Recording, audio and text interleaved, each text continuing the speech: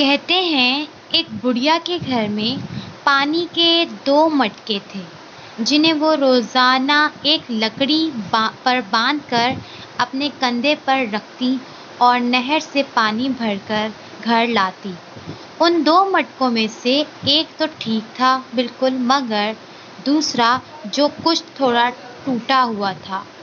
ہر بار ایسا ہوتا جب یہ گڑیا نہر سے پانی لے کر گھر پہنچتی تو ٹوٹی ہوئی مٹکی کا آدھا پانی راستے میں ہی بہہ جاتا، جبکہ دوسرا مٹکا پورا بھرا ہوا گھر پہنچتا۔ ثابت مٹکا اپنی کارکردگی سے بالکل مطمئن تھا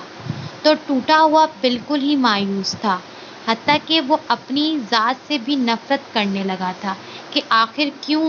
وہ اپنے فرائض کو اس انداز میں پورا نہیں کر پاتا جس کی اس سے توقع کی جاتی ہے۔ اور پھر مسلسل 2 سالوں تک ناکامی کی تلخی اور کڑواہٹ لیے ٹوٹے ہوئے گھر میں ایک دن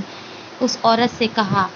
میں اپنی اس معذوری کی وجہ سے شرمندہ ہوں کہ جو پانی تم اپنی اتنی مشقت سے لے کر آتی ہو، اتنی دور سے لے کر آتی ہو، میرے ٹوٹے ہوئے وجود کی وجہ سے سارا آدھا پانی تو رستے میں ہی گر جاتا ہے۔ مٹکے کی یہ بات سن کر گڑیا ہنسنے لگی اور کہا، کیا تم نے ان 2 سالوں میں یہ نہیں دیکھا کہ میں جس طرف سے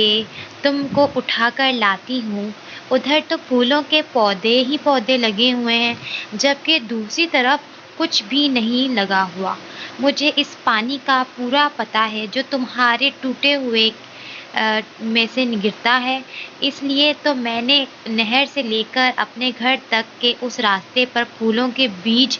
بو دیے تھے تاکہ میرے گھر آنے تک وہ روزانہ اس پانی سے سیراب ہوتے رہیں۔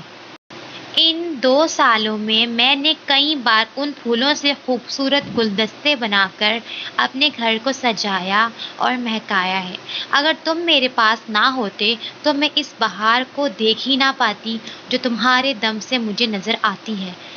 اس کہانی کا مقصد یہ تھا کہ ہر شخص میں کوئی نہ کوئی خامی ہوتی ہے، جیسے کہ اس مٹکے میں ایک خامی تھی کہ وہ ٹوٹا ہوا تھا، لیکن وہ پھر بھی اس بڑھیا کو فائدہ پہنچا رہا تھا کہ جس کے اس کے گرتے ہوئے پانی سے روزانہ وہاں پہ پھول کھلتے تھے اور اس سے وہ گلدستے بنا کے اپنے گھر پر سجاتی تھی۔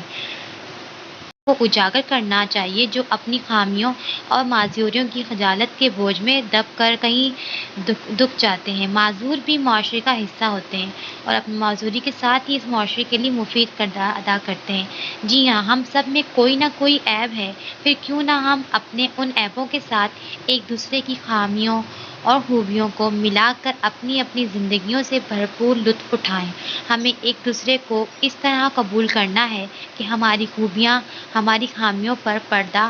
ڈالتی رہیں۔